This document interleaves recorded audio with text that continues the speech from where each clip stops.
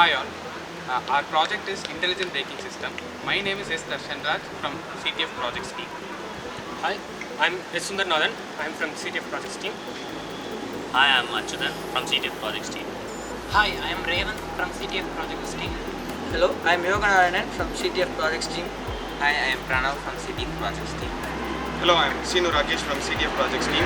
Myself Gautam from CTF Projects. Today, many vehicles uses balance bar concept, but the problem is, normal balance bar concept doesn't consider the dynamic load transfer of the vehicle. But in our project, we have considered the dynamic load transfer of the vehicle, and the amount of braking force sent to the front and rear wheel will be adjusted according to the dynamic load transfer. This is achieved by using a master cylinder and a balance bar. Generally, a balance bar is used to transfer different amounts of load to front wheel and rear wheel.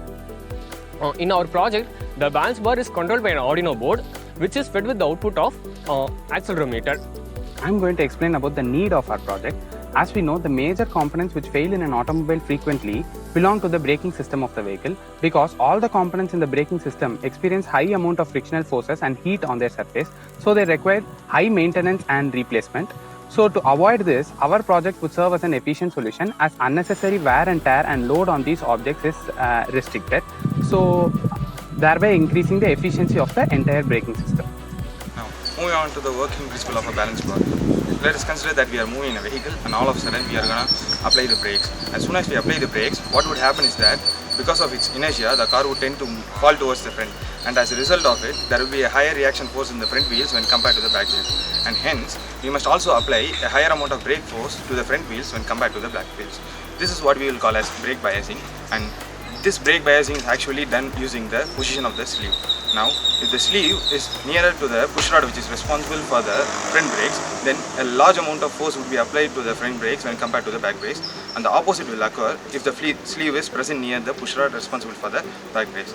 As I have already said, there must be a large amount of force applied to the front brakes when compared to the back ones. What we would do is that we would place our sleeve normally nearer to the push rod responsible for the front brakes. Now, if we want to adjust it, what we would usually do is that we would use our hand and we would change the position of the sleeve manually. But in our project, we are going to change its position automatically, and this is done using Arduino. The Arduino will take the input from the accelerometer and the output will be given to the lead screw. This lead screw in turn determines the position of the sleeve, and thereby brake biasing is done automatically. Next, Revant and Pranav will continue with the lead screw calculations. Myself, Pranav, and Raven performed the calculations related to the lead screw. We are using a 4-start lead screw with a pitch of 2 mm. 4-start means that there are 4 ridges wrapped around the cylinder of the screw's body. Each time that the screw's body rotates one turn, that is by an angle of 360 degree, it has advanced axially by the width of 4 ridges. Mathematically, the lead of the screw will be the product of its start and pitch. That is, lead will be equal to start into pitch equal to 4 into 2 equal to 8 mm. By principle of moment, we arrive at the value of x. Since the initial position is at center, we take the dynamic positioning value as 20 minus x. One revolution of lead screw results in 8 mm linear displacement. So 1 by 8 revolution is required to get 1 mm linear displacement. Finally, we get 20 minus x by 8 is fed as input to Arduino, which will tell the servo to rotate in a required direction. Let's see about the balance bar design. Balance bar is nothing but a solid rod mounted with bearings on both ends. The bearings are attached to the frame of the vehicle.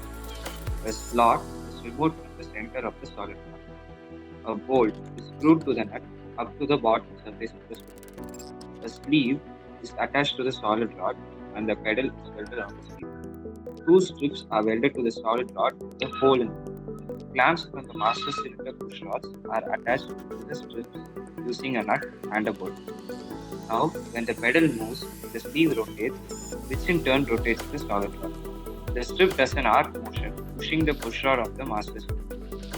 The sleeve position is responsible for the unequal splitting of the brake force, thus causing the brake bias. Now I will explain the design of our project. This grey color represents the master cylinder, and the container above it is the reservoir. This orange color represents the crevice, and it is attached to the push rod of the master cylinder. In our design, certain modifications have been done to the conventional balance bar system. The pedal and the sleeve, here's the pedal, brown color, and the sleeve are connected using a shaft, this is the shaft, yellow color, where a slot and key is taken. Hope it's visible. This is the slot and key. This is why, because in conventional balance bar design, the sleeve and the pedal are integrated, but our project aims for the change of the sleeve position. Thus the pedal also moves, which causes inconvenience to the driver. So the pedal and the sleeve are designed such that the pedal is linearly static and only rotation is possible, whereas the sleeve is independent in both translatory and rotative motion. The pink color represents the spherical plane bearing. Here it is, which provides the couple action in the balance bar design. To adjust the position of the sleeve, lead screw is used. Yes, the lead screw. Lead screw is operated by encoded servo motor, which performs based on the theoretical calculations of the brake system. The motor and the lead screw are coupled. Since the motor is attached with the pedal mounting tab, the screw only rotates and the nut translates linearly. The flange nut adjusts the sleeve position. Here, this one represents the thrust bearings. Thrust bearings are introduced to withstand the axial loads, and ball bearings are introduced to withstand all the forces of the shaft. Over to Yoga. Now let us see the motion of brake pedal. The sleeves rotate along with the brake pedal, but it does not move linearly with the pedal. Due to flange coupling mechanism, rotatory motion of sleeves along with the pedal takes place. By linear movement of the brake pedal alone, we arrive at the required braking actions. We both contributed towards designing various parts of our project. We both contributed in brake calculations, load transfer calculation, and collecting the various data for our project. We performed the calculations related to the lead screw. We both contributed in the kinematic and simulation of the bridge. We gained a lot of knowledge and experience during the course of this project, so we thank CTF Projects team. I also thank CG Tech Forum for providing a wonderful opportunity for showcasing our project. Thank you. Thank you.